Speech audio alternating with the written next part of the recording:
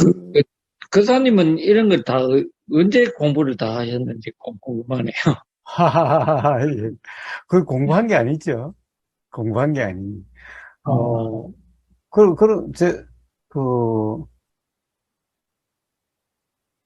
어디서 읽은 것도 아니고 어디서 들은 것도 아닙니다. 네, 말씀 중에 뭐, 초전, 뭐, 경전, 뭐, 이런 걸 들어 아, 말씀하시는데, 초전법문경. 예, 그런 거는 한번 이제 읽은 적은 있죠. 제가 이야기하는 경제는 뭐 몇 개 안 되지요. 그래서 경제를 많이 공부한 것도 아니, 초전법륜경, 뭐 무화경, 아나빠나 사띠경, 뭐 대념처경, 뭐 그런 정도죠. 그 다음에 이제, 이거는 어떻게 보면 니까야 쪽으로 읽은 거고, 이제 대승경경 쪽으로는, 그 뭐죠, 그 반야신경. 금강경을 제대로 한번 읽었나? 금강경은 주로 사국에, 예, 사국에만 받고, 뭐, 그 외에 딱히 경전은, 단지 이제 구절구절 이렇게, 어디 누군가 와서 이야기하든가, 또는 인터넷에 뜨든가, 그냥 그런 거죠. 예. 근데 어쨌든 그런 경전과 관련된 공부 지식, 예, 그거야 그런 것을 이야기하면 그런 앵무새와 같은 거고, 그런 게 중요한 게 아니지요.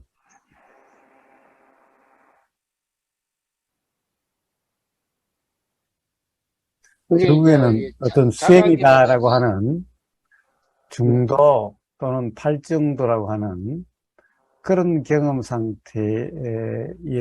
어떤 자각이 일어난다면은, 예, 그런 경전 공부 없어도, 예, 어떤 경험과 관련된, 그리고 경험으로서 자각되는 어떤 사실에 대해서는 스스로 분명하게 됩니다.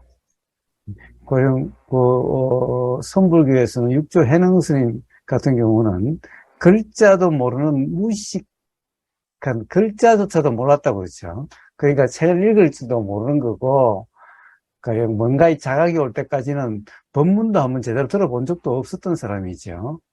네, 단지 그 도라고 하는, 즉 금강경의 무주상이라고 하는 그 경험이라는 것이 어떤 것인지 이해가 되니, 예, 모든 것이 스스로 분명해졌던 거고, 그러니 글자도 몰라서 그 이후에도 책을 읽을 수도 없는 거죠. 그리고 법문도 제대로 들은 적도 없지만은 육조단경이라고 하는 그 주옥 같은 법문들이 줄줄 나오게 됐던 거죠.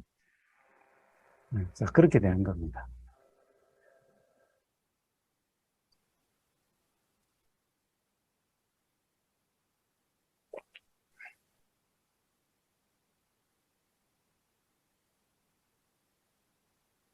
그게 이제, 남들은 이제, 뭐, 예, 전에 뭐, 야단법세 티벳 사람들은 수십 년씩 논리를 공부하고, 뭐, 음. 이래도, 뭐, 이치를 파악하는 게 깨달음이나 이런 것이 잘 안 온다 한데, 어떻게 그렇게 올까요? 참, 예, 그 티베트 예, 불교는 예, 결국에는 개념 공부이기 때문에 그렇죠. 결국에는 어떤 뭐라고 그럴까, 이론 공부이기 때문에 그런 거죠. 즉 어떤 이 부처님의 중도라고 하는 어떤 그런 경험에 의한 자각, 이런 것을 수행조차도 결국에는 논리적인 사고, 어? 이것을 일종의 그 수행이라고 보기 때문에 어떤 그런 이 중도라고 하는 그런 경험을 통한 자각이 일어날 수가 없는 거죠. 그래서 그런 일이 일어나는 겁니다.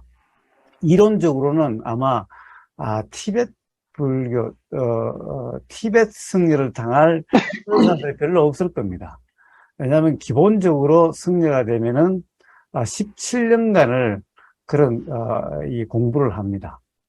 논리학, 중론, 그리고 이 반야부, 그러니까 반야신경, 건강경 이런 반야부 경전, 아마, 그리고, 율장인가? 뭐, 아마 이렇게 해서, 아마, 인명학이라고 해서, 인명학이 아마 그 일종의 율장과 관련될 걸 텐데, 이 네 가지의 공부를, 기본적으로 17년간을 한 겁니다.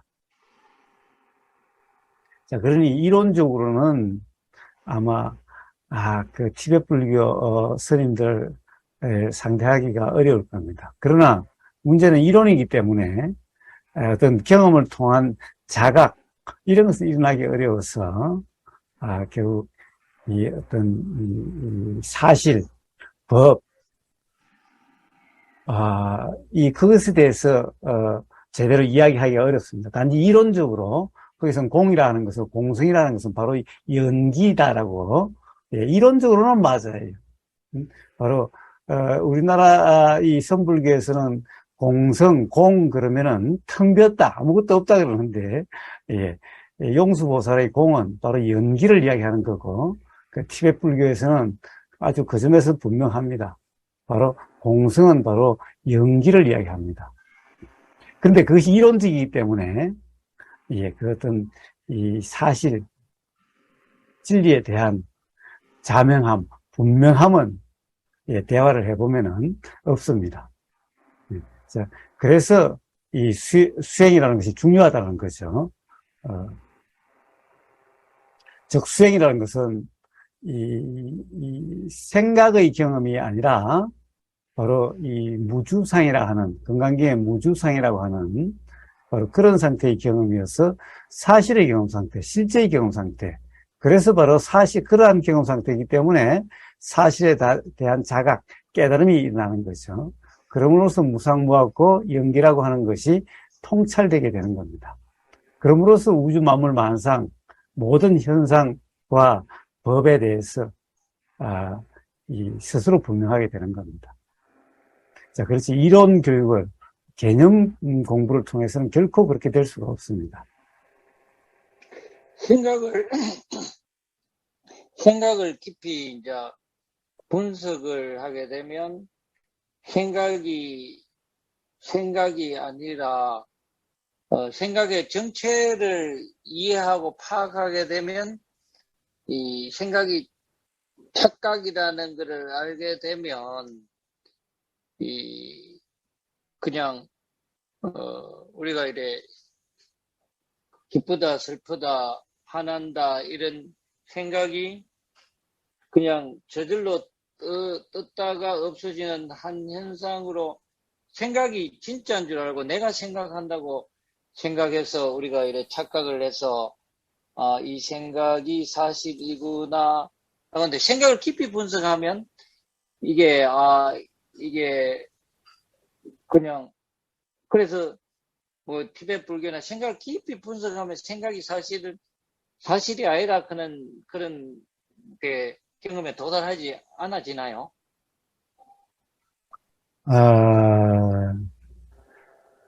사실 거기서는 생각을 분석하는 게 아니라 공성을 분석합니다. 즉, 이 나라고 하는 이런 현상이 이 현상이 실제가 아니라 이게 바로 공이라고 하는, 공성이라고 하는, 연기적 현상이라고 하는, 바로 그걸 사유를 해서 그걸 이론적으로 규명하는 겁니다. 그렇게 분석해내는 겁니다. 그렇기 때문에, 결국에는 생각으로 해석하는 거죠. 그러니까 꾸준히 개념 공부를 해야 되는 거죠. 그 개념 공부로서 의심 없이 그러하다라고 생각될 때까지 당연하게 그렇게 될 때까지 그런 분석 작업을 합니다. 즉 논리적인 규명 작업을 합니다. 근데 이게 바로 개념 노름이라는 거죠. 그래서 분석한다, 생각을 한다, 사유를 한다 라고 하는 것은 결국에는 생각의 틀 속에서의 문제이기 때문에 그래가지고선 진리가 자각될 수가 없습니다. 이 불교에서 관찰이라고 어떤 사람은 뭐 관찰 사유 한다라고 그러는데 예, 불교에서 관찰 사유라고 하는 것은 이 생각으로 그것이 뭔가 규명하려고 하는 노력이 아닙니다. 어떤 이 상으로 규정함이 없는, 즉 생각으로 규정함이 없는 그런 경험 상태를 관찰이라고 그러고 그런 경험 상태를 사유라고 그럽니다. 자, 그래서 바로 그러한 경험에서 일어난 자각, 깨달음으로 되는 것이 논리적, 분석적인 그것에 의해서 내려진 결론으로 되어지는 게 아닌 겁니다. 그건 결국에는 관념일 뿐이게 되는 겁니다.